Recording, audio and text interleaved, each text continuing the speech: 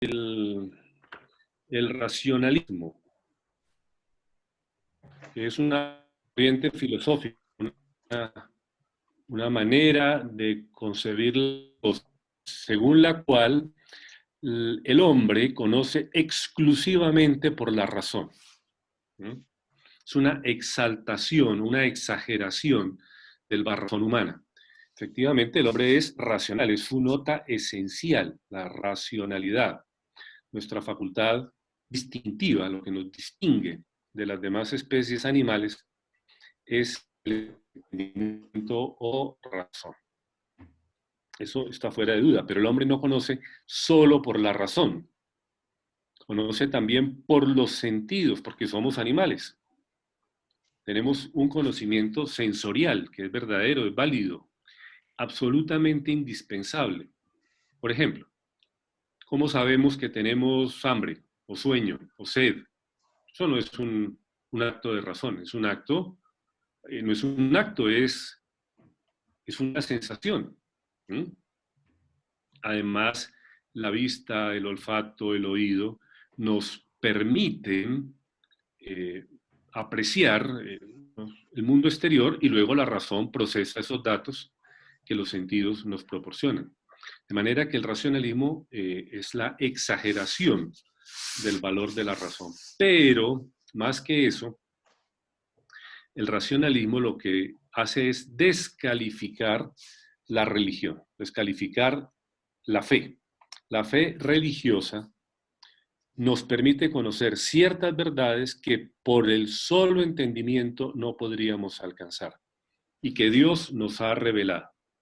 Entonces, el racionalismo, en último análisis, lo que pretende es descalificar, desconocer la fe religiosa, y la fe religiosa cristiana específicamente, a la que poco a poco va considerando superstición, como si fuera igual a todas las demás creencias religiosas o mitológicas. Ese racionalismo que arranca en el siglo XVII, muy temprano, va evolucionando muy rápida y ferozmente, y en el siglo XVIII se vuelve una auténtica moda. Y las cortes de Europa, los reyes de Europa, prácticamente todos, no sé si absolutamente todos, pero prácticamente todos, empezaron a rodearse de consejeros, de asesores, de ministros, imbuidos por la idea racionalista. Y pretendieron gobernar con los postulados de la sola razón. De manera que se consideraba que de esa manera eran ilustrados y que el gobierno lo tenían que ejercer de manera absolutista, de manera despótica, y por eso es el siglo del despotismo ilustrado. Los reyes del siglo XVIII se convierten en monarcas absolutos que van cada vez reduciendo más los derechos de las provincias, de los ciudadanos, para convertirse en déspotas que se autoproclaman ilustrados. En el caso de España, ocurrió exactamente lo mismo. Los reyes españoles, los monarcas de España en el siglo XVIII, especialmente Carlos III, se consideraban ilustrados y se volvieron racionalistas. Este tema del racionalismo para nosotros resulta un poco extraño. El latinoamericano actual no es racionalista. Nunca hemos sido racionalistas. En América Latina, la religión católica ha prevalecido de tal manera que el racionalismo no ha tenido campo, sino en algunos poquísimos miembros de las élites, de personas muy singulares, muy pocos, y todos de clase alta, gente soberbia y culta, como, bueno, no digo ejemplos en Colombia, no voy a mencionar a nadie. De manera que es un fenómeno que a nosotros no nos ha afectado tan terriblemente. En cambio, los europeos se volvieron todos racionalistas, consciente o inconscientemente. La mayor parte inconsciente, es que toda la cultura europea se volvió racionalista, con esa pretensión de que la razón humana puede explicar todas las cosas y que la ciencia es absoluta, y caímos, pero especialmente los europeos, en un culto, un auténtico culto a la ciencia, ¿no? Un endiosamiento de la ciencia que ya sabemos para lo que sirve con el coronavirus, ¿no? Bueno, entonces, es difícil explicar este fenómeno en una parte del mundo donde el racionalismo prácticamente no pegó.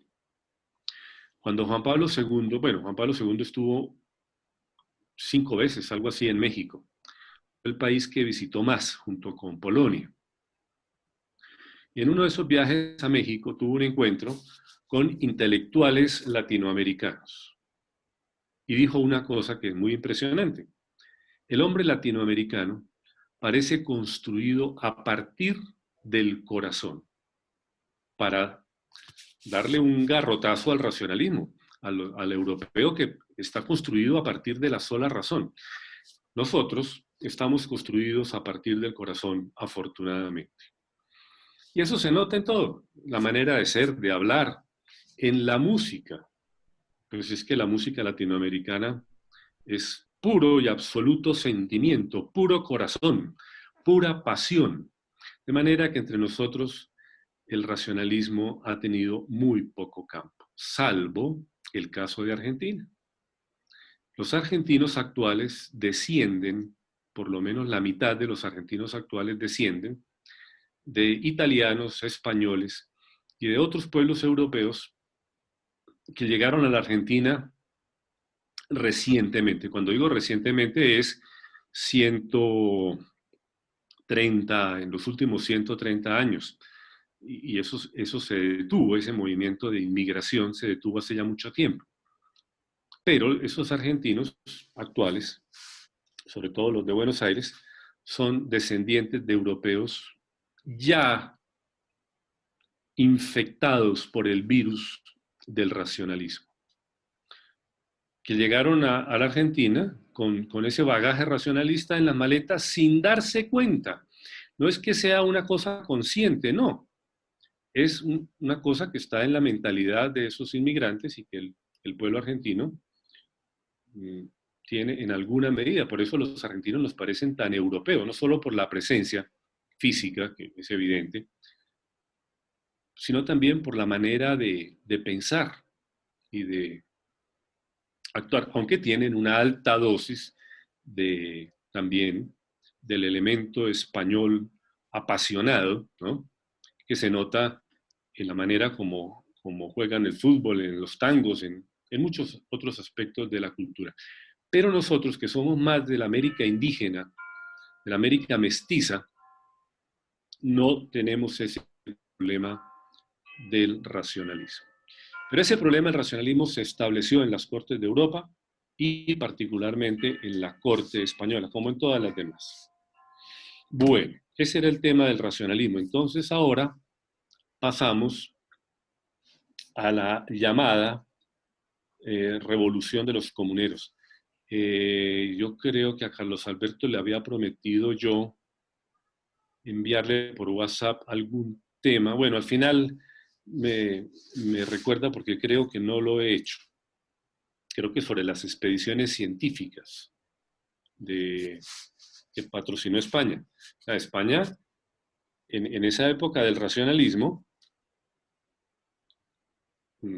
propició un desarrollo científico que fue para todo el mundo, pero que lo pagó la corona española. En ningún país patrocinó tanto el desarrollo de las ciencias como lo hizo España en el siglo XVIII. Bueno, la revolución de los comuneros. Entonces voy a hablar de mi tierra, de Santander, que es el foco, o mejor dicho, fue allí el teatro de la llamada revolución de los comuneros, que para empezar no tiene nada de revolución.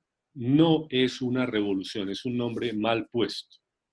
Es un movimiento popular, pero no revolucionario. ¿Por qué no es revolucionario? Porque no era contrario al orden español. No fue contrario ni a la monarquía española, ni al rey, ni a las instituciones. El lema de los comuneros fue: viva el rey, arriba el rey, muera el mal gobierno. Contra lo que los comuneros se levantaron en la provincia de Socorro fue contra el mal gobierno. ¿Y qué es eso del mal gobierno? Oiga, pues. Pues el mal gobierno de que hablaban era el que cobraba muchísimos impuestos. Pobrecitos los habitantes de la provincia del Socorro, que estaban agobiados de impuestos. A mí, pero Creo que ese bus lo tenían... tenías ayer. ¿Perdón? ¿Aló, que no oí? ¿Ustedes me oyen bien? Sí, señor. Sí, señor, fue por alguien que se le coló algo de la casa. Ah, ya. Bueno, eso nos pasa a todos. Entonces, se quejaban de los impuestos y sobre todo de que se los cobraran, porque los impuestos ya existían. La corona española lo subió un poquito, algo así como del 4 al 5%. Imagínense, ahora que tenemos un IVA del 19%. ¿Mm? Si se justifica el movimiento comunero, la llamada insurrección comunera, por aquellos pequeños impuestos que pagaban nuestros abuelos, ¿cómo se justificaría hoy día una insurrección general contra semejante cantidad de impuestos que pagan todos los habitantes del planeta o que pagamos hoy día? Los impuestos se subieron para afrontar el problema de siempre, la guerra contra Inglaterra. España tenía que defender su imperio de los ataques ingleses que no cesaron durante 300 años, salvo pequeños periodos. Les recomiendo, si tienen tiempo y pueden ver, es largo, es un video de 30 minutos. Por ejemplo, el barco, la historia del barco Santísima Trinidad. Era el buque insignia de la Armada Española, de la Marina de Guerra Española. Todos los esfuerzos que tuvo que hacer España para oponerse al creciente poderío naval inglés, que al final España terminó derrotada en la batalla de Trafalgar por los ingleses, que se convirtieron en dueños de los mares y por tanto amos del mundo. Bien, entonces, para poder cubrir los gastos de la guerra contra Inglaterra se subieron los impuestos. La humanidad, desde siempre y hasta siempre, tratará de evadir los impuestos. Esa es un instinto natural que tenemos todos los hombres. Hombre, si a mí no me cobran el IVA y me rebajan el 19% en un producto, pues la tentación es muy grande. Claro, habrá productos en los que no me interese. Yo prefiero que me den factura y que me cobren el 19% porque me ofrece una garantía, una cierta seriedad, pero en algunos casos trataremos de evadir los impuestos. Pues esos impuestos aumentados vino a cobrarlos un gobernante encargado, Gutiérrez de Piñeres. Y este señor, este visitador real, encargado del gobierno, no era titular del virreinato, no era virrey. Pero no, en ese momento el virreinato quedó vacante, digamos, no había un virrey en ese momento, 1781, marzo de 1781. Y este visitador, Gutiérrez de Piñeres, tomó medidas muy drásticas. Además, tenía un modo de ser antipático. Y todas estas medidas cayeron muy mal. Ese es el mal gobierno de los comuneros del Socorro.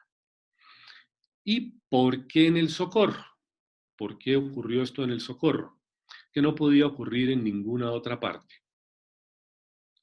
La provincia del Socorro, que es más o menos el actual departamento de Santander, no exactamente, pero más o menos, sobre todo la parte sur,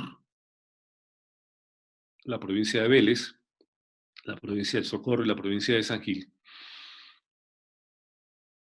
y una buena parte de la región de Bucaramanga, tenía o tiene unas características especiales. Si ustedes se han fijado, pues el santanderiano tiene un tipo blanco, aparentemente español.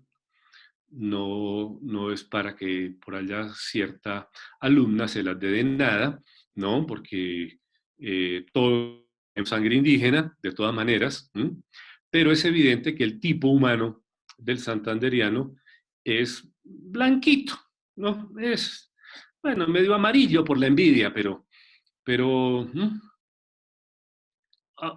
la impresión que da el santanderiano como el paisa es que es blanco. Es una impresión, no es una cuestión tan, tan, tan absoluta. Pero no ese es el tema que quiero resaltar, sino otro. Fíjense que el santanderiano es más o menos todo igual. No hubo en Santander población negra, no hubo población indígena mayoritaria. Es una gente bastante igual y también económicamente fue una región muy igual, donde había mucha igualdad económica. Pobres, todos pobres, no son tierras ricas, más bien pobres, pero no miserables. Por un tema cultural, el santanderiano ha sobrellevado la pobreza con mucha dignidad y decoro y cierta limpieza que se nota en los pueblos y en todas las cosas, ¿no?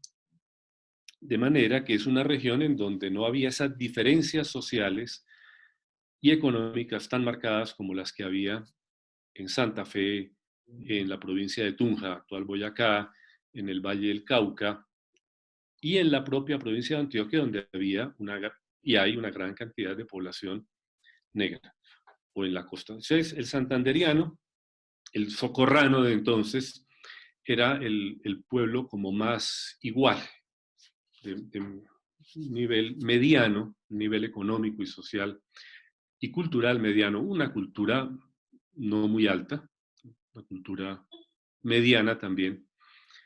Y el socorrano, perdón, vivía, la principal actividad de esas provincias, de esos pueblos, porque eran todos pueblos, no había ninguna ciudad propiamente dicha, era el tabaco. Eso tiene mucho que ver con el movimiento comunero. Una región que producía tabaco y un tabaco de muy alta calidad. No sé qué pasó después, pero el tabaco de esa provincia, de esa región, en aquella época era el más cotizado del mundo.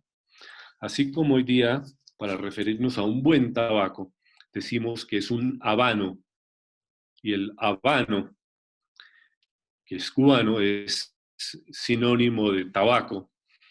En esa época se hablaba de jirones. Un jirón Doctor, era un tabaco de ese pueblo. doctor, Señor, aún se conservan dime. ¿Sí? aún se conservan en algunos municipios de Santander, en Barichara, industrias que producen tabaco, más que Sí, tradición. sí, se conservan algunas pequeñas fábricas, pero ya no como antes. Eso ha venido mucho a menos, ¿no? Sí, se ven campos de cultivos de tabaco muy bonitos y se ven los canelles, que es donde se pone a secar la hoja de tabaco y eso es una cosa muy bonita, muy aromática además, ¿no? Pero no tiene el mismo esplendor que tuvo hace tiempos. ¿Mm? Incluso en el siglo XX, a mediados del siglo XX, las fábricas de tabacos que había en Bucaramanga y en Piedecuesta eran numerosísimos. Bueno, en el siglo XVIII, Girón era el pueblo que producía el tabaco más cotizado del mundo, que se vendía en todas partes, hasta en Rusia. En Rusia era un mercado en el que era muy apetecido el jirón, o sea, el tabaco que producía esa región del país. Pero el tabaco era un producto estancado. Estancado quiere decir que no se podía comercializar libremente.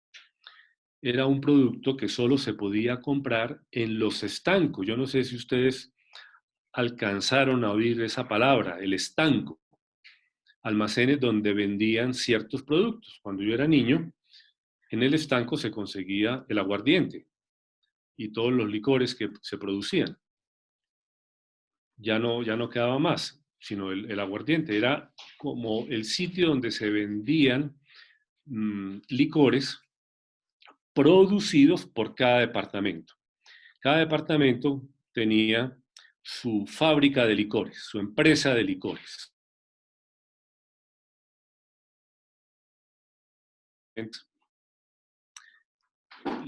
Unos ingresos muy significativos para cada departamento era el aguardiente. Entonces era contrabando, no sé si siga haciéndolo, llevar aguardiente de Santa. Y había unos retenes que llamábamos, no me acuerdo cómo decía mi papá. Bueno, eran unos retenes muy malucos, ¿no? De unos tipos que tenían como misión evitar que entrara el aguardiente de otros departamentos a Santander, pero tenían un nombre muy despectivo porque eran muy corruptos. En cada departamento tenía su empresa de licores y ustedes habrán visto que hay aguardiente antioqueño, ron viejo de Caldas, aguardiente Néctar, Taparroja en el Tolima.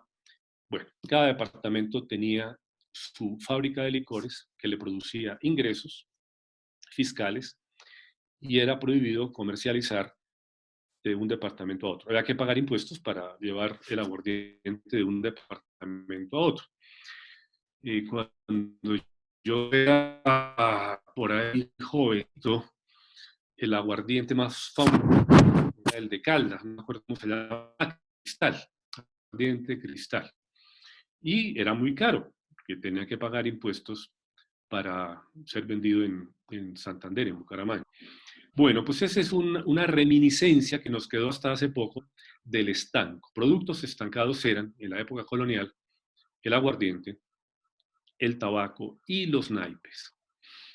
Como quien dice, cosas que tienen que ver con alguna forma de vicio. El vicio del juego, el aguardiente, el vicio de la bebida, y el tabaco, que propiamente no es vicio, pero que, bueno, que la corona estancó. De manera que todos los campesinos que sembraban tabaco tenían que vendérselo al estanco, únicamente al estanco. Que el estanco era un almacén, una oficina, un almacén de la corona española. Si algún día podemos volver a viajar y pueden ir al Socorro, una calle muy bonita que peatonalizaron hace poco, con mucho acierto, está la casa de los estancos reales. Es muy bonita, muy bien conservada. Antes no lucía porque era una calle llena de tráfico. Ahora, como es peatonal, luce mucho esa casa. Ahí era el almacén donde los campesinos tenían forzosamente, obligatoriamente que vender. No se podía vender el tabaco a ningún particular. Los campesinos no solamente siembran el tabaco se elabora por manos campesinas. No había industrias como hubo en el siglo XX, fábricas de cigarrillos al modo americano, sino que los campesinos no solamente lo sembraban, sino que lo procesaban. Y todo el producto de su trabajo tenía que venderse en el estanco y solo ahí el consumidor podía comprarlo. De manera que los habitantes de Socorro no tenían ni la mínima posibilidad de evadir los impuestos. Con ese régimen del estanco, no podían evadir los impuestos que les parecían excesivos, y sobre todo las actitudes de Gutiérrez de Piñeres los exasperaron y se levantaron contra el mal gobierno, en ningún momento contra el rey. Bien, este movimiento fue creciendo, un movimiento popular, campesino, pero de campesinos de un cierto nivel, no miserable, no especialmente pobres, pero tampoco eran gente de élite ni gente culta. Las revoluciones las hacen las clases altas, no las hace el pueblo ni la clase media. Entonces esta gente no estaba en un proceso revolucionario, sino en un proceso de protesta contra lo que consideraban el mal gobierno. Y se fueron reuniendo de los distintos pueblos hasta juntarse 20.000. Es una cifra impresionante. 20.000 personas, entre hombres y mujeres, e incluso niños. Esa era la población que tenía Santa Fe en esa época. Y empezaron a reunirse para marchar hacia Santa Fe. O sea que el tema de las marchas ya existía hace más de 200 años. En Santa Fe cundió el pánico, porque esta gente venía, no se sabía exactamente a qué, pero con intenciones bastante violentas, según temían los habitantes de esta ciudad. Y, cosa increíble, cosa extraordinaria, en la Nueva Granada no había tropa ni existía policía. ¿Cómo sería la situación de estos países que aquí no se necesitaba ejército? El único ejército importante que había en aquellos siglos era el mexicano, que era ridículo en número comparado con los ejércitos de Europa. Como aquí no había más guerra que la guerra contra los piratas ingleses, pues aquí no teníamos guarniciones militares, sino en el arco del Caribe. En Cartagena sí había tropa, por supuesto, pero en Santa Fe no había ni un soldado para defender la capital del virreinato. Lo que existía era una guardia, el equivalente al batallón guardia presidencial, que estaba compuesto por la inmensa cantidad de 20 hombres, que eran los guardianes del Palacio Virreinal. Bueno, el término palacio es un poco exagerado, era una casa realmente modesta. Entonces, 20 hombres era todo lo que había para defender la capital del virreinato, pues no de nadie, porque aquí, ¿quién iba a atacar a Santa Fe? Y esos 20, pues no estaban muy entrenados, nunca habían tenido ningún combate, no tenían ninguna experiencia militar. Al cabo de unos pocos días, lograron reclutar un inmenso batallón, 40 hombres que no tenían ni la más mínima experiencia militar. Y los enviaron a contener el movimiento comunero. Este grupo de soldados improvisados llegó hasta lo que hoy día se llama Puente Nacional. Entonces se llamaba el Puente Real de Vélez. Cuando vieron que eran 20.000 contra 40, salieron en carrera y creo que todavía siguen corriendo algunos de esos que en 1781 fueron enviados a contener la marcha de los comuneros. Los comuneros llegaron hasta Zipaquirá. De ahí no pasaron. Profe, Aquí cerquita. ¿Profe? Señora. Qué pena. 40 hombres eran 40 soldados improvisados. Okay. Gracias. A hacer la marcha de 1.000 comuneros. No se sabía, pero salieron carreras y los comuneros continuaron su marcha hasta Zipaquirá. Bien, en Zipaquirá se entrevistaron con el arzobispo de Santa Fe, el arzobispo Caballero y Góngora. El único remedio que se les ocurrió a las autoridades era mandar al obispo, que era persona muy respetable, al que los comuneros respetarían, obviamente, como lo hicieron, por tratarse de la autoridad de la iglesia, se reunieron en Zipaquirá y firmaron unas llamadas CAP. O sea, se pusieron de acuerdo en que los impuestos se iban a reconsiderar y que, en fin, y se disolvió el movimiento y se regresaron para sus pueblos. Y luego las autoridades del reinato dijeron que esos acuerdos no valían porque habían sido obtenidos por la fuerza. ¿Mm?